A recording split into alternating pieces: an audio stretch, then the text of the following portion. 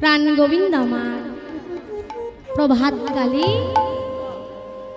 প্রভাত দেখে কি করছে জানো? প্রভাত কালে গোবিন্দ আমার মায়ের কাছে গিয়ে বলছে, মা ও মা, কি হয়েছে গোপাল? ও মা, মা শোনো না মা, আমি তো প্রতিদিন গোষ্ঠে যাই, আজ কেমন জানি না আমার গোষ্ঠে যেতে মন চাইছে না। আচ্ছা সত্যি তো, একবার লক্ষ্য করে দেখুন তো, এতটুকু ছোট্ট ছেলে যদি বলে মা আমার গোষ্ঠে যেতে ভালো লাগছে না, মায়ের মনে কি কখনো সাই দেবে? হ্যাঁ, মায়ের মনে তো কখনোই সাই দেবে না। ছেলেরা যদি বড় হয়ে যায়, যদি বলে মা আজ আমার কাজে যেতে কিংবা কোথাও যেতে ভালো লাগছে না, মায়ের মন কি কখনো সাই দেয়? কখনো কি মা জোর করে পাঠাতে পারে?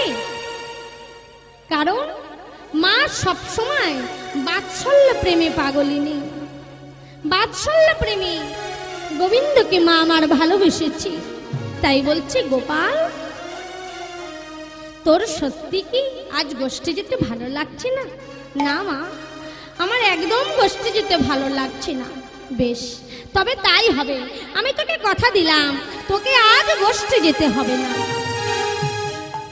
কিন্তু প্রভাত হয়েছে, প্রভাত দেখে রাখাল বালকগণ কারা, শ্রীদাম সুদাম দাম বসুদাম মধুমঙ্গল সকলে একত্রিত হয়ে আজ নন্দালয়ে এসেছি। কেননা নন্দের নন্দন গোপালকে গোষ্ঠে নিয়ে যাবে। তাই প্রভাতে এসে কি করছে জানো? প্রভাতে উঠিয়া যত রাখাল ছেলে, প্রভাতে হরিবল হরিবল, দেখো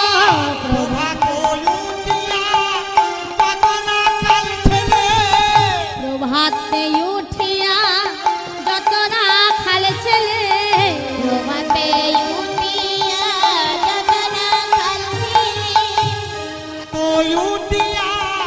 যত রাখাল ছেলে আইল নন্দেরা দ্বারে, প্রভাতে উঠিয়া যত রাখাল ছেলে আইল নন্দরি দ্বারে। আর সিংহাবেনু লইয়া শোভিছেন, সিংহাবেনু লইয়া শোভিছেন, আর সিংহাবেনু লইয়া শোভিছেন, সিংহাবেনু লইয়া শোভিছেন, নন্দের কুমারে সিংহাবেনু লইয়া শোভিছেন, নন্দের নন্দের কুমারে বলে চল ভাই কানাই গোষ্ঠে যাই রে, ও কানাই চল ভাই কানাই গোষ্ঠে যাই রে, চল ভাই কানাই গোষ্ঠে যাই।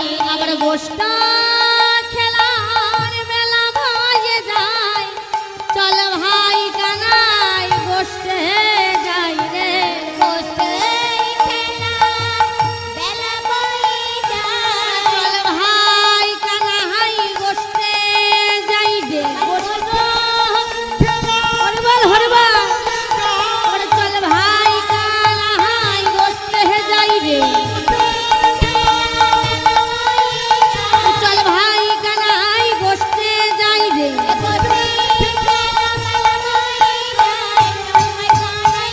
নিতাই গৌর প্রেমানন্দে হরিবল হরিবল।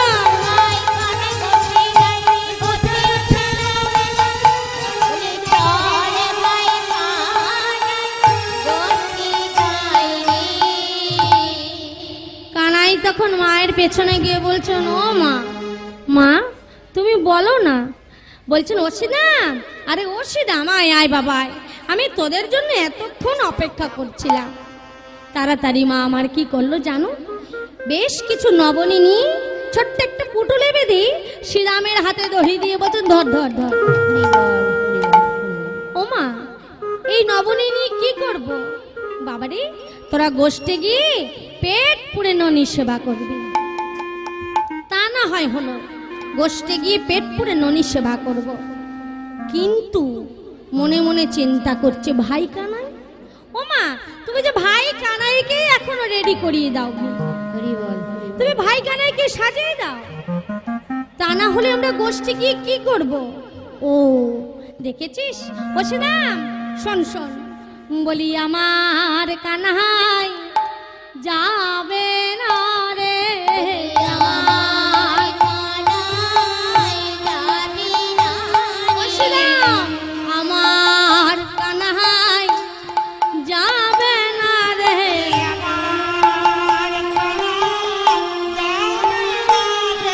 আবার তোরা সবে যাও মনে, আমার কানাই যাবে না রে, তোরা সবে যাও মনে, আমার কানাই যাবে না রে, তোরা সবে যাও মনে,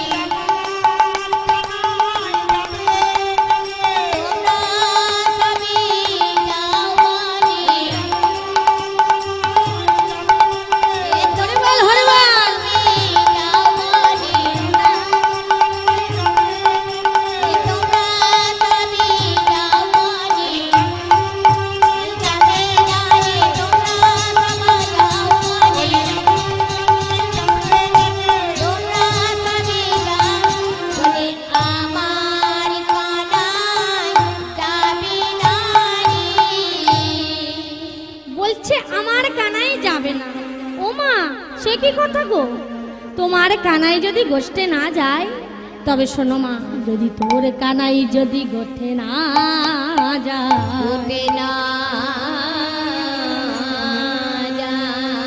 মা তোমার কানাই যদি গোষ্ঠে না যায়, এই ধেনুগণ দেখছো, এই ধেনুগণ চড়াবার ক্ষমতা স্বয়ং বলরাম দাদারও নেই।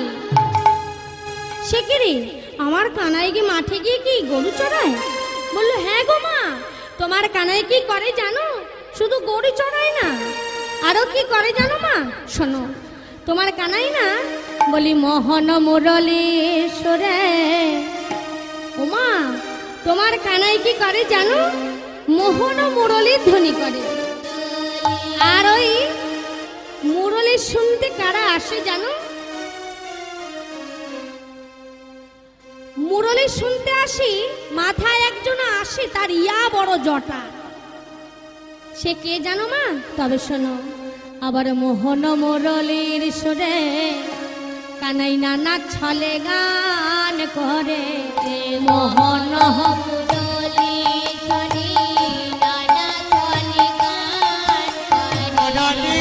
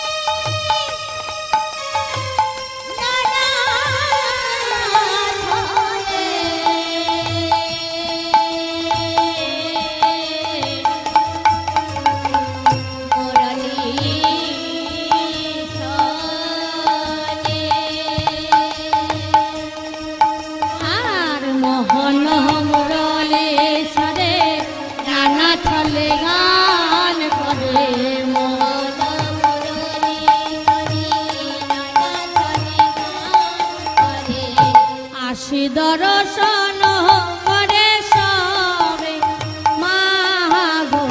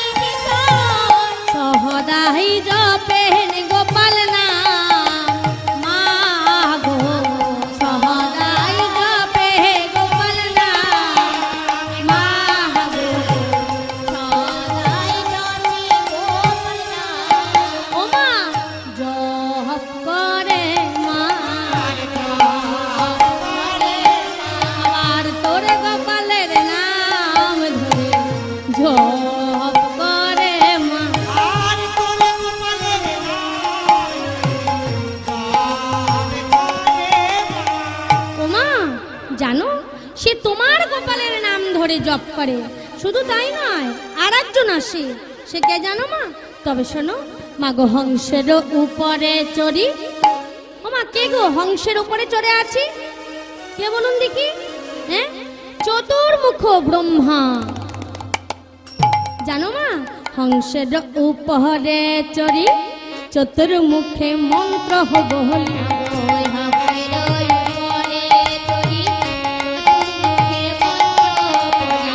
হংসের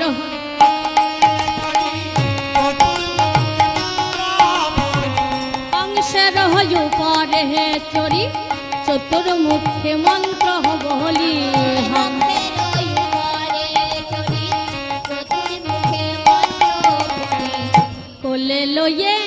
কোলে লয়ে বসে গিরিধারী, মাগো গিরিধারী।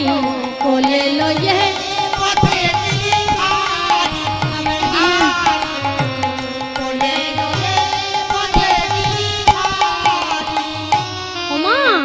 তোমার গোপালকে কোলে নিয়ে বসে এক মুখে নয়, চতুর্মুখে নাম করে। মাগো, আর তুমি গোপালের জন্য চিন্তা করছো? মা, তুমি আমার করে গোপালের জন্য চিন্তা করো না, জানো মা? তবে শোনো, তুমি আজ আমাদের ক্ষীরসর নবনী দিচ্ছ কেন? না যাতে করে আমরা গোপালকে রেখে যাই, তাই তো? তবে শোনো মা, আমাদের প্রত্যেক দিন গোষ্ঠে গিয়ে আমাদের ক্ষুধা লেগে যায়। তুমি তো সব দিন ননি দাও না মা, কিন্তু আমরা বনে গিয়েও ননি সেবা করি। সে কি রে, তোদের মধ্যে কে ননি নিয়ে যাস? বললো মা, আমাদের মধ্যে কেউ ননি নিয়ে যাই না। জানো মা, মাথায় ইহা বড় জটা কার গো? কার জটা? স্বয়ং ভোলানাথের মাথায় সবচাইতে বড় জটা। তার পাশে বসে একজন রমণী আসে, সে জানো মা সোনার বরণ। বলল হ্যাঁ রে, সত্যিই তাই। মা জিজ্ঞাসা করছে সিদামকে, ও সিদাম, সেই রমণী সোনার বরণ বলছিস, অপূর্ব সুন্দর দেখতে। তা হ্যাঁ রে বাবা, সে কি তোর মায়ের চাইতো কম সুন্দর না বেশি সুন্দর? হরি বল হরি বল।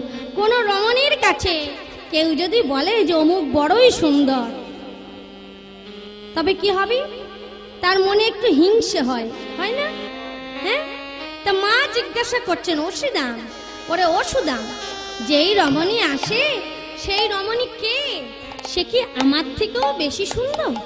বললো ও মা, শোনো শোনো, তোমার থেকেও বেশি সুন্দর। কেন জানো? আমাদের তো সবার দুটো আঁখি, সেই রমণীর আর একটা আঁখি আছে। বলো সে আবার কোথায় জানো মা? তবে শোনো, তার কোথায় আঁখি আছে আর সে কেমন দেখতে, আর সে তোমার গোপালের কাছে সে কি করে। মাগো স্বর্ণকান্তি শশীমুখী। ওমা, স্বর্ণকান্তি মানে সোনার বরণ। হ্যাঁ, মাগো স্বর্ণকান্তি শশীমুখী, ভালে শোভে তিন আঁখি।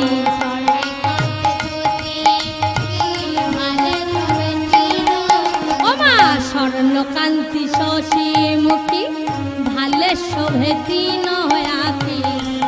হরি বল হরি বল।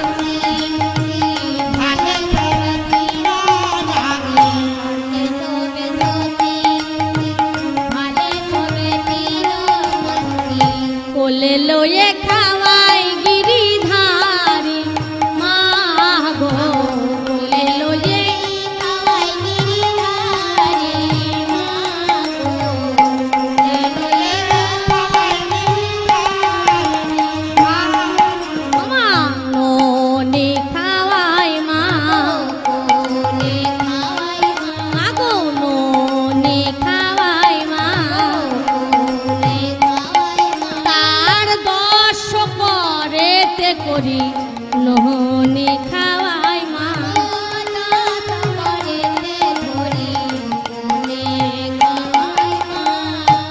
জানো মা, সে তার 10টি করে করি। আমাদের সবার তো দুটো হাত, আর সেই রমণীর 10 হস্তে তোমার গোপালের আধারে ননি তুলে দেয়।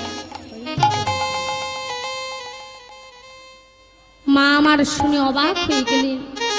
কি বলছিস শ্রীরাম? সত্যি সত্যি আমার বাচ্চাকে সে নিজের কোলে বসিয়ে ক্ষীর সর নবনী খাইয়ে দেয়? হ্যাঁ গো মা, তবে আর বলছে কি, তোমার গোপালকে পরম যতনে। মাগো, তুমি তো একটু ননি বেশি চাইলে গোপালকে মারো, গোপালকে বকো, আর সেই রমণী নিজের কোলের মধ্যে বসে গোপালের বদনে একটু একটু করে ননি তুলে দেয়। আর কি বলে জানো? ওরে গোপাল, আমাকে একটিবার আমায় মাবো, আমায় মা বলিয়া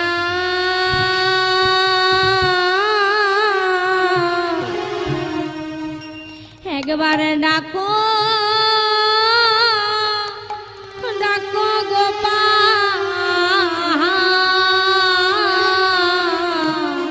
আমায় মাবো।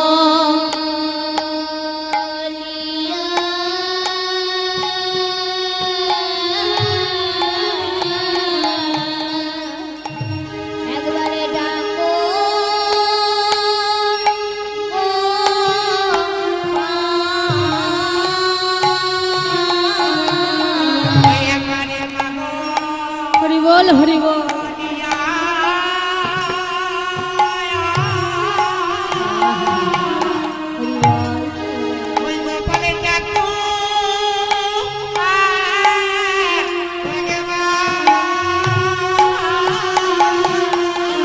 সত্যি তো গোপালের মা কে হতে চায় না, তাই না? তাই স্বয়ং মা দুর্গা বলছি, গোপাল ওরে আমার 7 নয় 5 নয়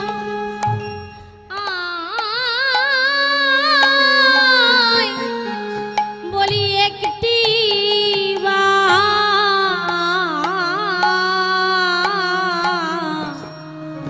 আমায় মাবো, আমায় মা বলিয়া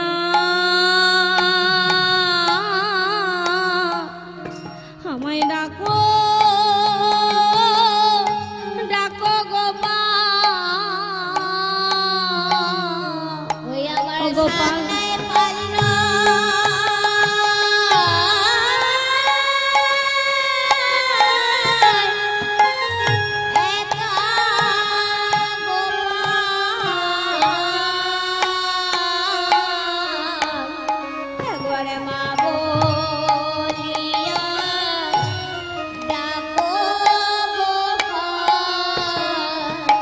আমি তোর মুখেতে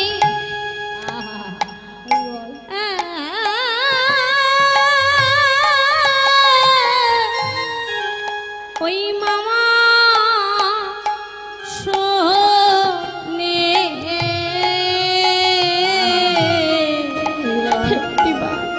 একবার মাবো, ডাক না, ডাক না গোপাল, আমায় মা বলিয়া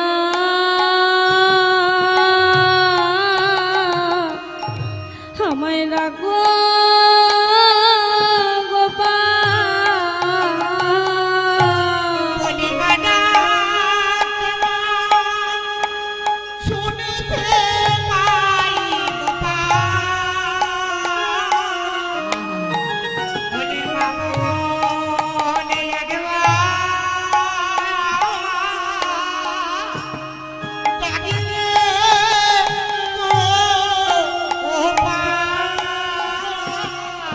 আমায় মামা বলে ডাকো গোপাল, আমি মাদাকে শুনতে ভালোবাসি। আমায় মামা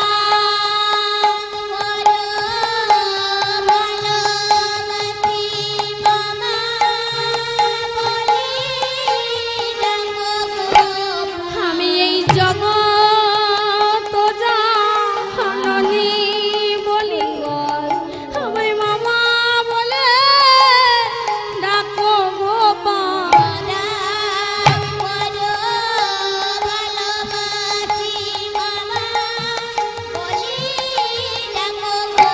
আমি এই জগৎ তো জননী বলি।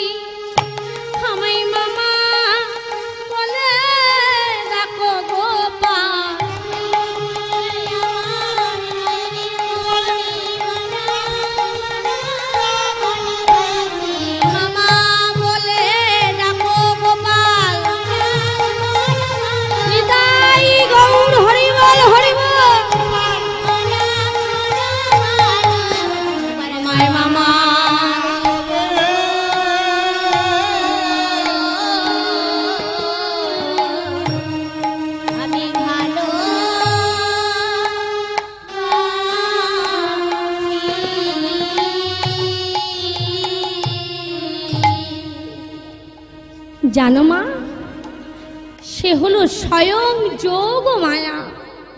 সেই যোগ মায়া তোমার গোপালের অধরে ননি খাইয়ে দেয়, আর একটি বারের জন্য তোমার গোপালকে বলে, গোপাল একটি বার, আমি এই সারা জগতের জননী, কিন্তু তুই আমায় কেন মা বলে ডাকিস না?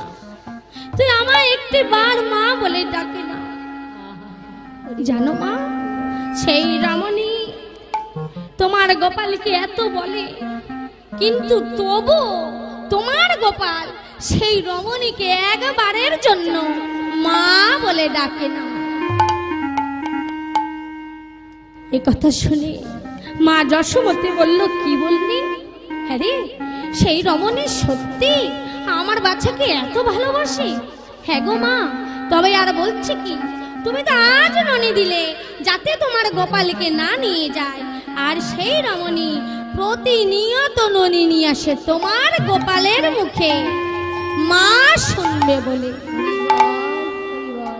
কিন্তু তোমার গোপাল তাকে মা বলে না। হ্যাঁ রে, আমার গোপালকেই শুধু ননি খাওয়ায়, আর তোদের বুঝি ননি দেয় না?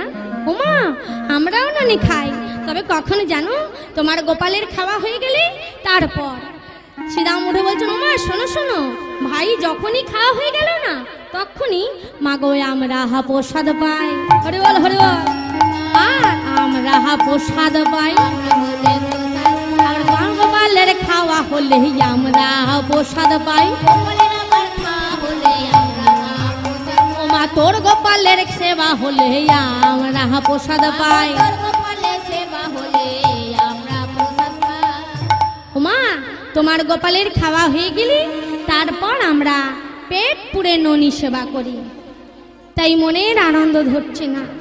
মা বলছে, সত্যি আমার গোপালকে ভালোবাসতে স্বয়ং ভোলানাথ সে আসে? হ্যাঁ গো মা, স্বয়ং প্রজাপতি ব্রহ্মা সেও আসে,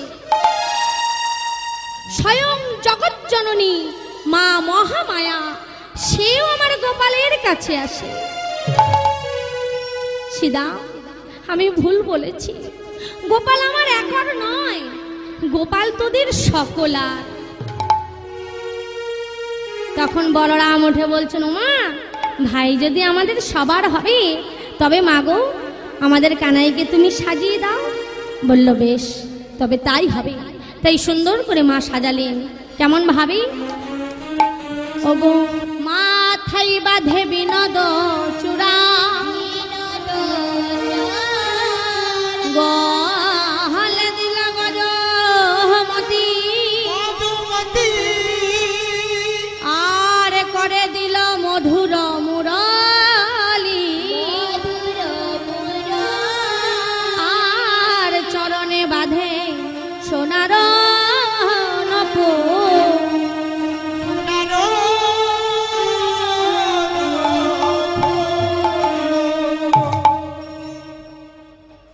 চরণে সোনার নপুর বেঁধে দিলেন। তবু মায়ের মন তো সকাল সকাল বলেছে, বাবা তোকে যেতে হবে না, তাই মন সাই দিচ্ছে না। মায়ের মন, তাই না? মায়েরা ভালো করে জানে যে সন্তানকে একবার বারণ করলে যদি বাধ্যতামূলক সেখানে যেতে দিতে হয়, তবু মন কি সাই দেয়? হ্যাঁ, মন সাই দেয় না, তবুও ছেড়ে দেওয়া, তাই না? তাই গোপালের মা নন্দরানী বললেন, বাচ্চা যাবি বটে, কিন্তু বনে গিয়ে কি করবে জানিস? তবে শোন, ওরে দূরে বনে নাহি যেও,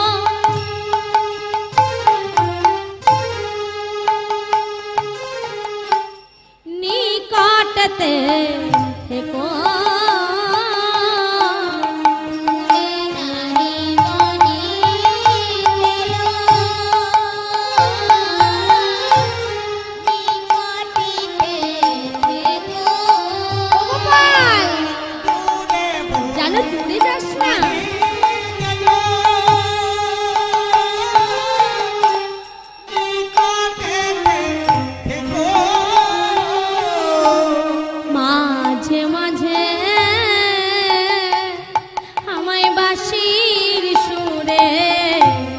মা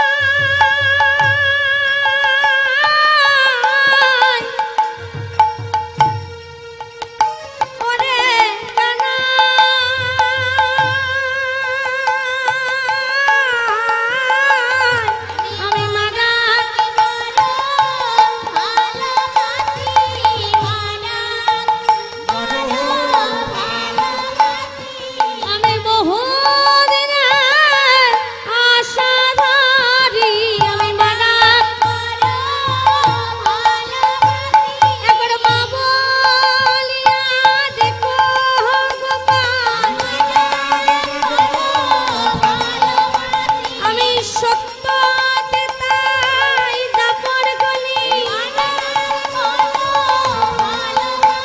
আমি মানাকে বড়ই ভালোবাসি মা বলিয়া দেখো গোপাল আমি মামা বলে দেখো গোপাল নিতাই গৌর হরিবল হরিবল।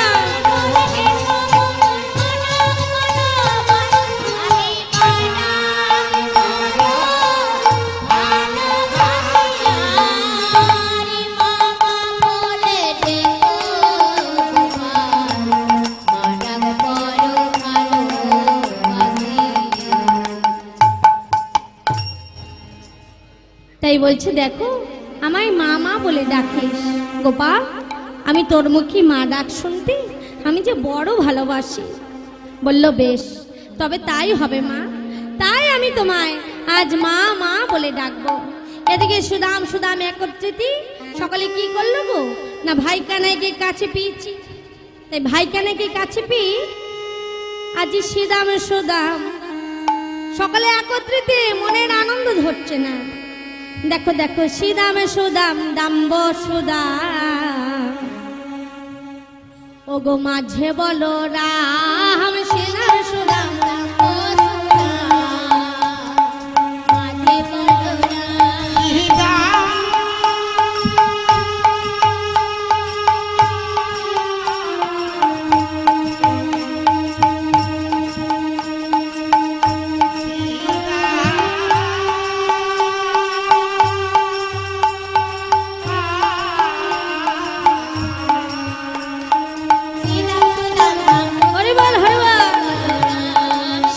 সুদাম দাম্ব সুদাম মাঝে বলো রাম সুদাম সুদাম দাম্ব সুদাম আবার তারি মাঝে নেচে চলে নবঘন তারি মাঝে নেচে চলে নবঘন তারি মাঝে আবার তারি মাঝে চলে নবঘন আমার আনন্দ ধরে না আনন্দ ধরে না আমার ভাই কানাইকে কাছে পেয়ে আনন্দ ধরে না আমার ভাই কানাইকে কাছে পেয়ে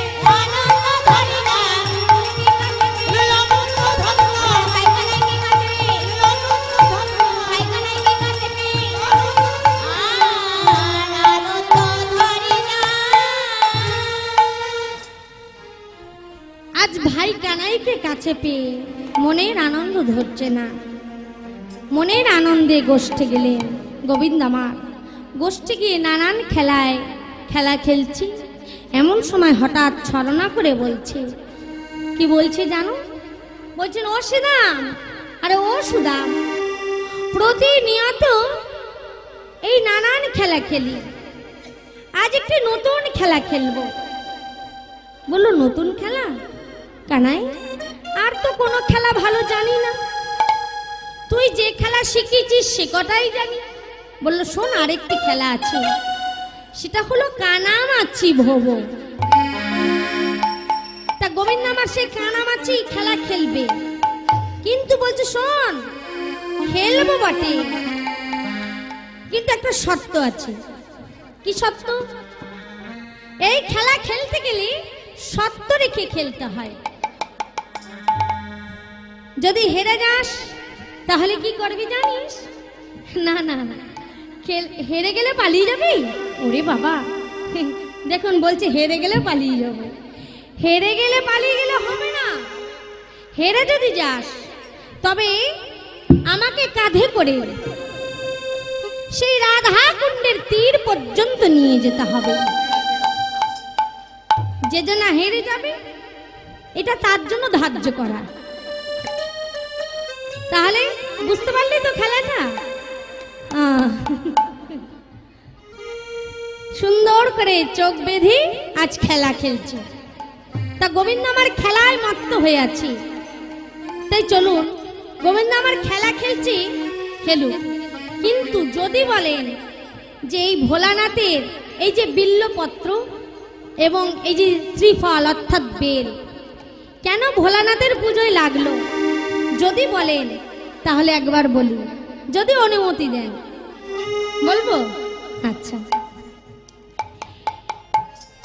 এই যে আমাদের মায়েরা কিংবা বোনেরা, দিদি ভাইয়েরা, অনেক ভাইয়েরা, অনেক বাবাজিরাও এই বিল্লপত্র এনেছি, শ্রীফল অর্থাৎ বেল এনেছি, তাই না? ভোলানাথের পুজোয় দেবে বলে। সত্যিই তাই, দেবাদিদেব মহেশ্বর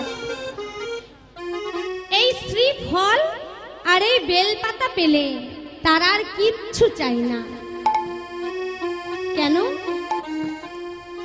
এই সত্য যুগে গোবিন্দ একদিন নারদমণিকে সাথে নিয়ে এসেছিলেন মর্তধামে। বলল, নারদ চলো আজ আমরা মর্তধামে যাই। বেশ প্রভু চলো। মর্তধামে? আর কোথাও না প্রভু। দেখুন নারদ কি বলছে, প্রভু তুমি মর্তের কথা বলছো? মর্তে জীব যায়, মর্তে। সত্যি কত বড় কথাটা চিন্তা করুন। নারদ কথা বলছে, প্রভু তুমি মর্তে যাবে? মর্তে তো জীব মর্তে যায়। সত্যি তাই, আমাদের এই মর্তে কিছুই নেই, অথচ সবার প্রচুর রাগ আছে। আমরা বল শক্তি অর্জন করতে জানি না, কিন্তু আমরা মরতে জানি। সৎ গুরুচরণ আশ্রয় করতে জানি না, কিন্তু হরিবল হরিবল যেখানে গেলে জীবনটা শেষ হয়ে যাবে সেই পথেই চলে যায়।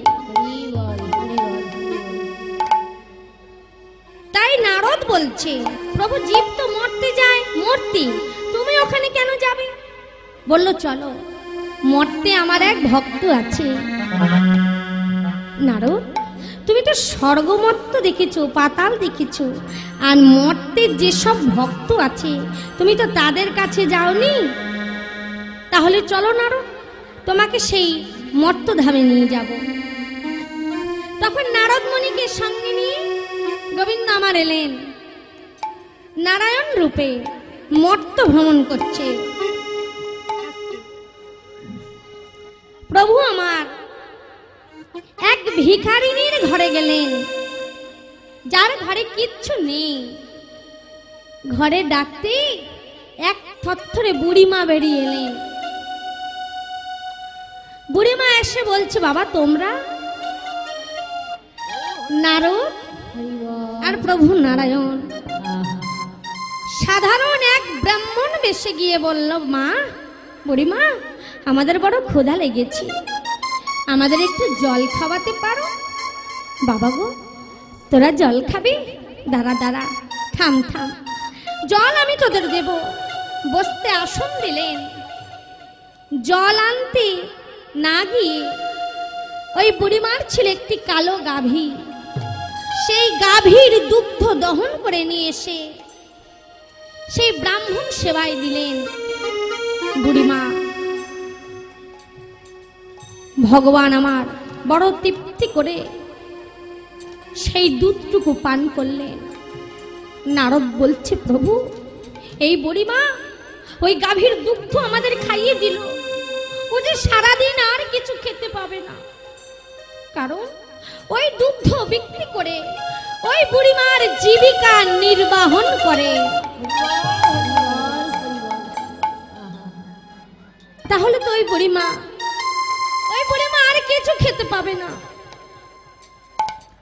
তবে কি হবে?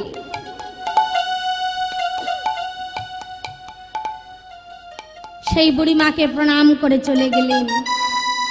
যাবার সময় বললেন, প্রভু তুমি ওই বুড়িমার কাছে যে দুগ্ধ পান করেলি, ওই বুড়িমাকে কিছু আশীর্বাদ দেবে না?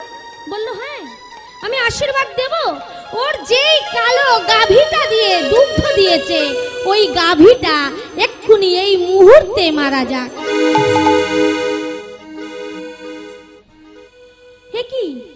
প্রভু, ওই বুড়িমার যদি গাভী মরে যায়, ওই বুড়িমা অনাহারে থেকে মরে যাবে। কি বলছো প্রভু?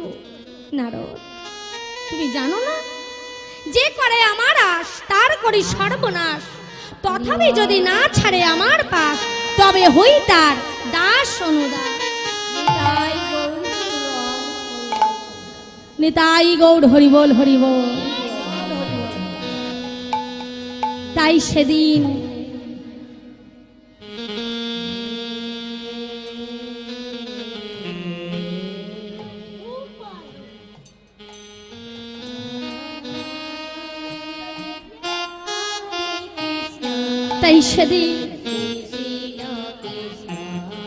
হরি বল, হরি বল।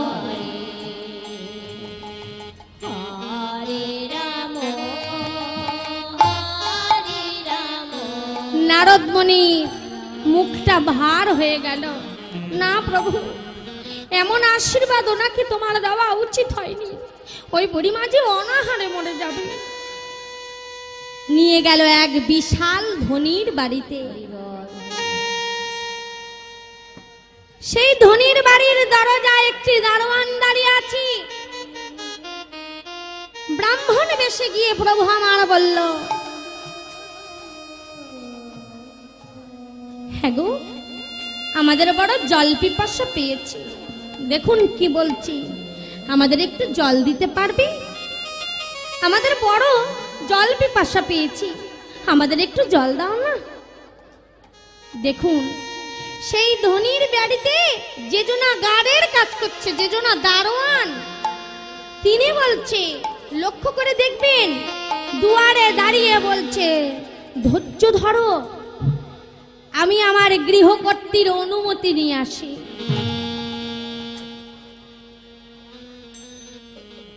জিজ্ঞাসা করতে গিয়ে সেই গৃহকর্ত্রী বকলেন, এই কে না কে এসেছে জানো?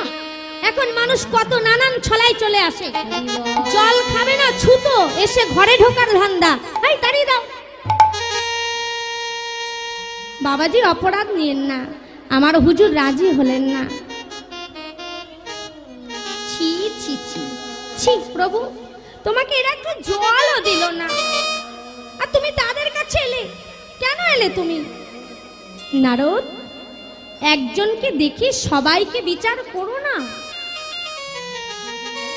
প্রভু। ওই বুড়িমা তোমায় দুধ দিল, তাকে তুমি অভিশাপ দিলে, তাহলে একে? মনে ভাবলো নারদ, একে হয়তো আরো কঠিনতম ওকে শাস্তি দেবে। প্রভু বলল, নিশ্চয় নারদ, নিশ্চয় দেব। ওই ধনী ব্যক্তির যা আছে তার চাইতে আরো আরো আরো দ্বিগুণ হোক।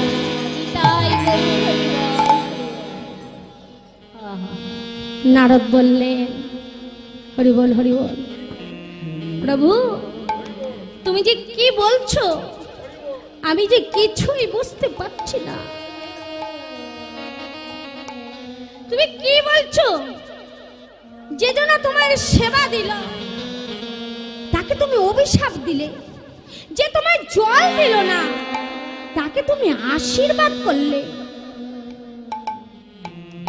হ্যাঁ নারদ, বেশ বেশ নারদ, ঠিক আছে। না প্রভু, তুমি চলো, তুমি ফিরে চলো, স্বর্গধামে ফিরে চলো, আর এখানে থাকবো না।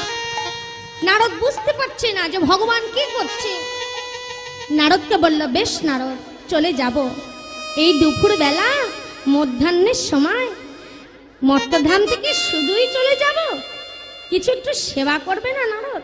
প্রভু, খিদে তো আমারও পেয়েছি, কিন্তু মর্তে জীব এরা দেয় না জল, আর যদিও বা যে জনা খেতে দেবে তুমি তাকে অভিশাপ দেবে। কার কাছে খেতে যাই বলো দেখি প্রভু? বেশ বেশ নারদ, তুমি শান্ত হও। প্রভু আমার নারদ মুনিকে সঙ্গে নিয়ে কোথায় গেল দেখো? যেই বাড়িতে ধরা এবং দ্রোণ বাস করে,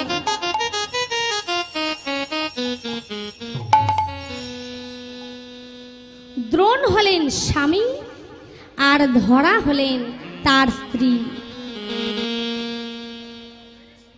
সেই গৃহের কাছে গিয়ে ডাক দিয়েছে, ঘরে কেউ আছো, শুনছো? অমনি ধরামা পুরানো একটি ছেঁড়া জীর্ণ কাপড় করে মাথায় অবগুণ্ঠন দিয়ে বাইরে এসেছে।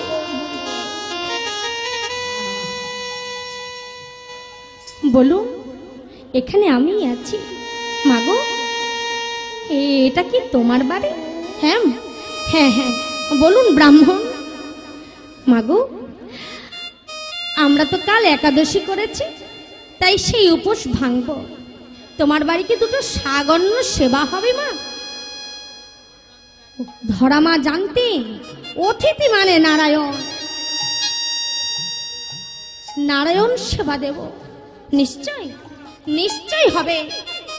আপনারা একটু বসুন, একটু অপেক্ষা করুন। আমার স্বামী ভিক্ষায় গেছি, আমি আমার স্বামীকে এক্ষুনি খুঁজে নিয়ে আসছি। সেই অতিথিদের বসতে দিয়ে ছুটতে ছুটতে মা আমার দ্রোণকে খুঁজছে। সেই সময় ভগবান নারদকে বলছে, নারদ, ওই দেখো দ্রোণ আসছে ভিক্ষা করে। যাও নারদ, তুমি ওর ভিক্ষার তন্ডুল হরণ করে নাও।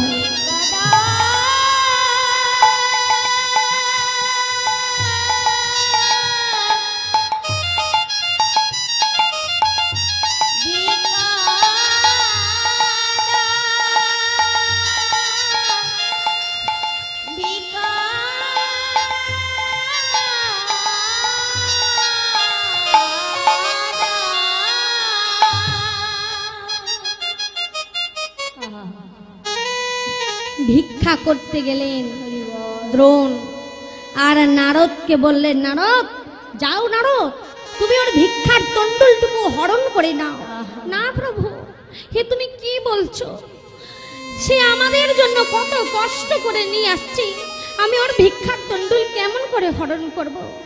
নারদ যাও, নারদ একটি বার হরণ করেই দেখো। নারদ প্রভুর কথা শুনে সে ভিক্ষার তন্ডুলটুকু হরণ করে নিল।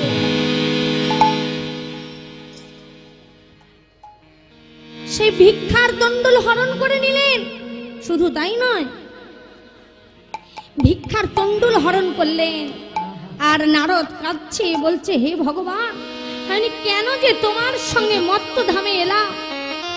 যাদের দুঃখ, যাদের কষ্ট, তুমি তাদের উপরও দুঃখ দিচ্ছ।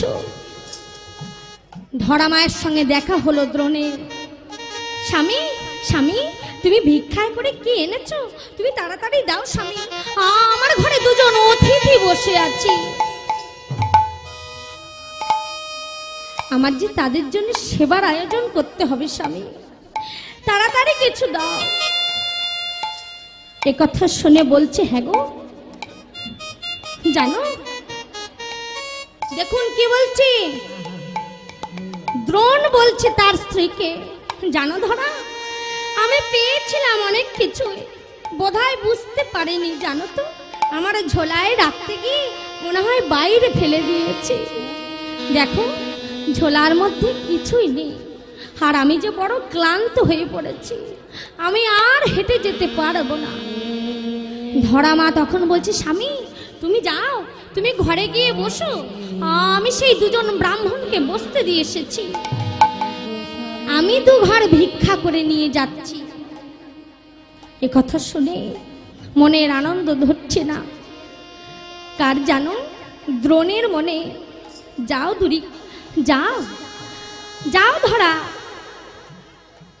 ভক্ত বৈষ্ণব সেবার জন্যে, অতিথি রূপে নারায়ণের সেবার জন্যে তুমি যদি আজ ভিক্ষা করে আনতে পারো, এ তো বড় আনন্দের কথা। ধরামা ভিক্ষায় গেলেন, কিন্তু কেউ তাকে ভিক্ষা দিল না।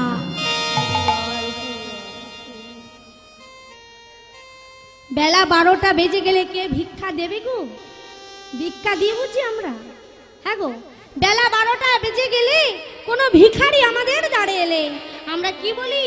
হ্যাঁ, যে বেলা হয়েছে আর ভিক্ষা দেব না, ভিক্ষা নিতে হলে সকাল সকাল আসবে। ধরামা ঘুরে এলো, কেউ ভিক্ষা দিল না। আবার যদিও বা কেউ দরজা খুললো, বলল খানিকক্ষণ আগে তোমার স্বামী ভিক্ষা করে গেছে, আবার তুমি এসেছো, যাও যাও অন্যদিন আসবে। ধরামা ভিক্ষা পেল না। প্রভু নারায়ণ তখন দেবাদিদেব মহেশ্বরকে বললেন, ভোলা, হে ভোলানাথ। বলুন প্রভু। ভোলানাথ, তুমি এক্ষুনি এই মুহূর্তে মর্তধামে একটি মুদির দোকানি হও। তুমি মুদি হয়ে বসো। দেখুন, মুদি হয়ে বসতে বলেছেন স্বয়ং ভোলানাথকে। হরিবল হরিবল মায়েরা লক্ষ্য করবেন, ভোলানাথ যথাযথি প্রভু নারায়ণের কথায় একটি মুদি দোকানে হয়ে বসেছে। এমন সময় ধরামা খুঁজতে খুঁজতে কোথাও পেল না। কোথায় গেল জানো? সেই মুদিওয়ালার কাছে, যেখানে ভোলানাথ মুদি দোকানি হয়ে বসে আছে। গিয়ে বলছি, হ্যাঁ গো দোকানি, ও দোকানি, দোকানি গো, তুমি আমায় একটু চাল তন্ডুল দিতে পারো? চাল তন্ডুল? হ্যাঁ নিশ্চয়ই, আমার দোকানই তো তাই। আমি নানান রকমের দোকান করেছি, চাল ডাল নুন তেল আপনার যা লাগে নিয়ে যান। দেখুন, সেই মায়ের কাছে তো পয়সা নেই। হরিবল হরিবল।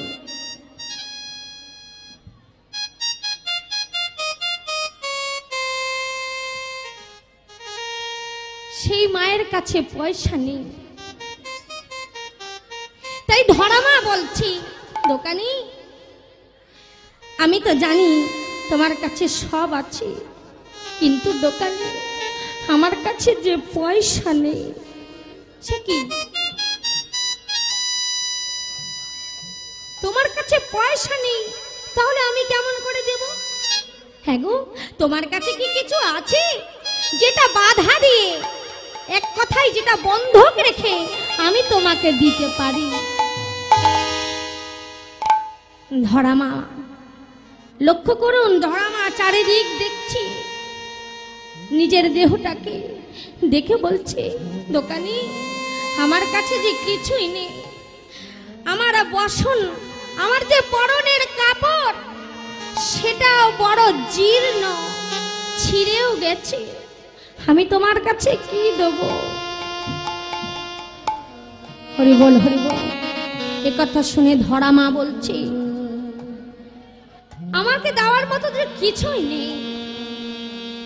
বেশ, তাই যদি না থাকে, সেই দোকানি তখনও বলছে, শোনো মা, আমি একটি উপায় করতে পারি। তুমি যদি তোমার কিছু বাধা রেখে আমার কাছ থেকে নাও, তবে আমি তোমায় দেব। বলো বলো বাবা, আমার কাছে এমন কি আছে যেটা তুমি বাধা রেখে তুমি আমাকে সওদা দিতে পারো? বলো না, বলো না দোকানি। শোনো মা, তোমার কাছে আছে তোমার যুগল পয়োধর।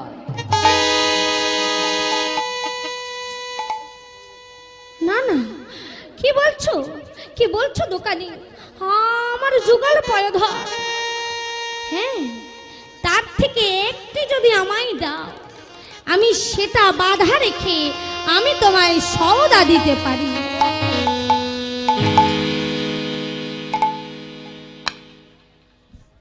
দোকানির কাছে ধরামা বললে, দোকানি, আমি শুনেছি এই দেহ যদি গোবিন্দ সেবায় লাগে, তবে আমার মানব জন্ম ধন্য হয়ে যাবে। দোকানি, তুমি একটু ধৈর্য ধরো। এই দেহ আমার স্বামীর, আমি এক্ষুনি আমার স্বামীর কাছ থেকে একটু অনুমতি নিয়ে আসি। ছুটতে ছুটতে গেলেন তার স্বামীর কাছে।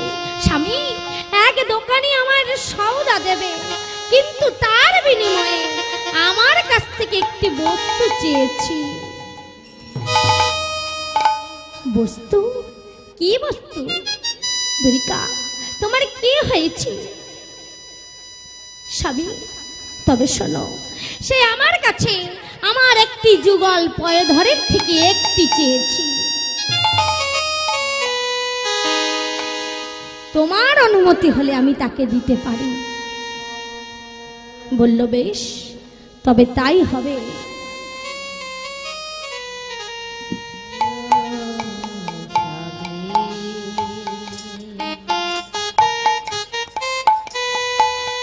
বলল বেশ, তবে তাই হবে, যাও। শোনো, এই দেহ যদি গোবিন্দ সেবায় না লাগে, অতিথি রূপেই নারায়ণ। যাও যাও, তুমি ছুটতে ছুটতে এলেন, এসে বলছে দোকানি, দোকানি দাও, দোকানি তোমার একটি ধারালো অস্ত্র দাও, যা দিয়ে আমি আমার একদিকের পয়ধর কেটে তোমার চরণে দিতে পারি। ভোলানাথ কঠিন করে অন্তর ভগবানকে বলছে, হে নারায়ণ, আর কত পরীক্ষা করবে তুমি এই মাকে? এই কথা শুনে প্রভু নারায়ণ বললেন, ভোলানাথ তুমি ধৈর্য ধরো, তুমি ধৈর্য ধরো, দেখো দেখো এই মা আমার কত ভক্ত। সত্যি তাই, একটি ধারালো অস্ত্র দিয়ে নিজের একটি পয়ধর কেটে ভোলানাথের কাছে বাধা দিলেন।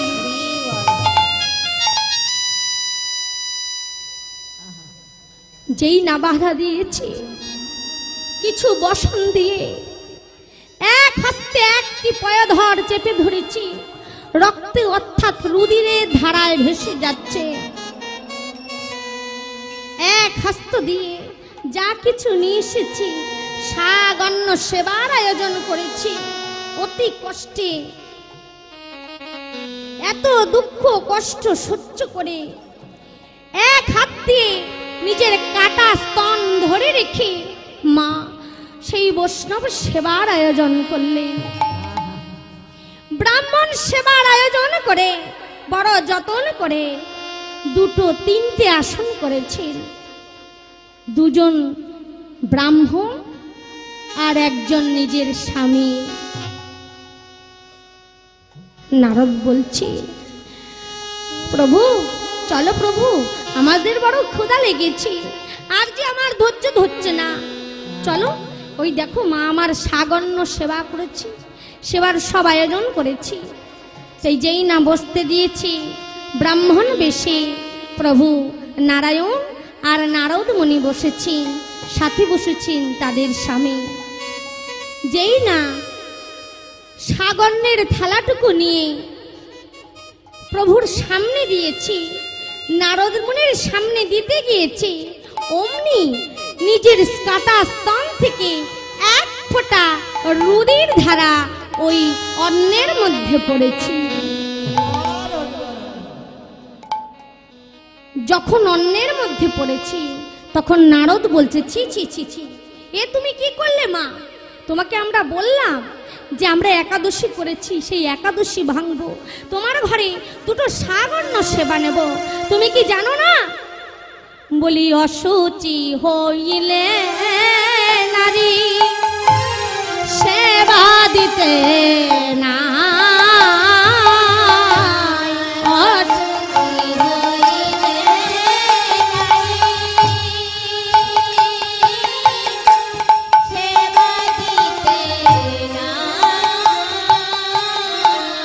সে কথা কি কোনো দিন তুমি শোনো না?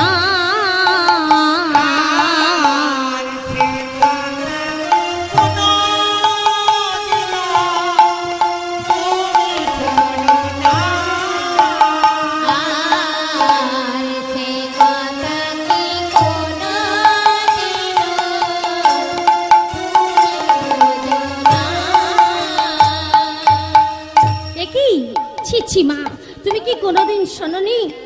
হ্যাঁ, সেই অন্নের ওপর একটি রুধির ফোঁটা পড়েছি, বলছো মা এ তুমি কি করলে?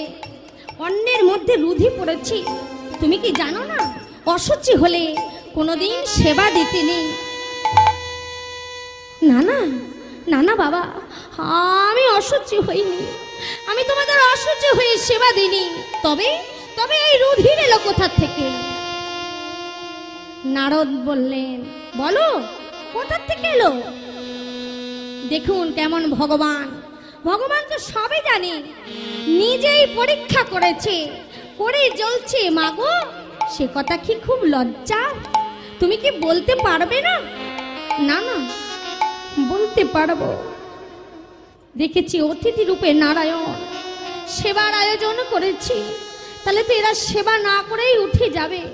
তাই বলছে, বাবা আমি অতি কষ্টে অতি দুঃখে আমি তোমাদের জন্য সেবার আয়োজন করেছি, তোমরা চলে যেও না, তোমরা সেবা করে যাও। কিন্তু মা, আমাদের যে বলতেই হবে, এই রুধির কোথা থেকে এলো? ধরা মা তখন নিজের কাটা স্তনটুকু ছেড়ে দিয়ে বলছে, জানো বাবা, আমায় কেউ ভিক্ষা দেয়নি, কেউ ভিক্ষা দেয়নি। একজন দোকানের কাছে আমি আমার নিজের স্তন বাঁধা রেখে তারপর আমি ভিক্ষার তন্ডুল এনেছি। ভোলানাথকে যখন কাটা স্তনটুকু হাতে দিয়েছিল, ভোলানাথ বলেছিল, মা তোমার এই কাটা স্তন আমি নিলাম শুধুমাত্র সন্তান রূপে। একটা সন্তানের যতটুকু মায়ের স্তনের অধিকার থাকে, আমি ততটুকু তোমার সন্তান স্বরূপ আমি তোমার এই কাটা স্তন আমি গ্রহণ করলাম। মা যতদূর গেছে মাটিতে রুধিরের ফোঁটা পড়তে পড়তে পড়তে পড়তে গেছে। ভোলানাথ বললেন, ভগবান তুমি এই মাকে কি দেবে আমি জানি না, তবে আমি বললাম মায়ের যেই কাটা স্তন আমি ধরেছি আর যেই রুধিরের ফোঁটা পড়েছে, সেই রুধির থেকে একটি বৃক্ষের সৃষ্টি হবে, তার নাম হবে বিল্ল বৃক্ষ। আর এই যে কাটা স্তন, এই কাটা স্তন সেই বৃক্ষে বেল স্বরূপ ধরবে,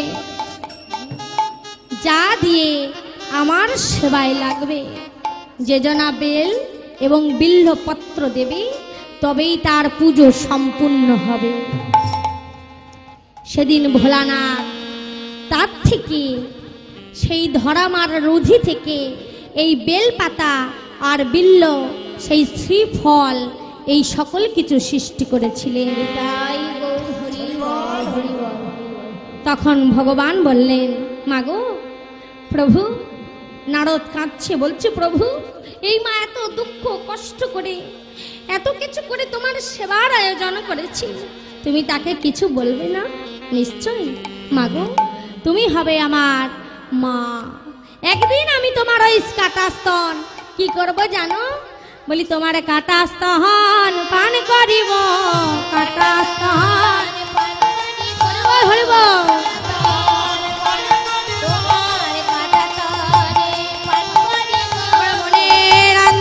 হরি বল, হরি বল, হরি বল, হরি বল, হরি বল।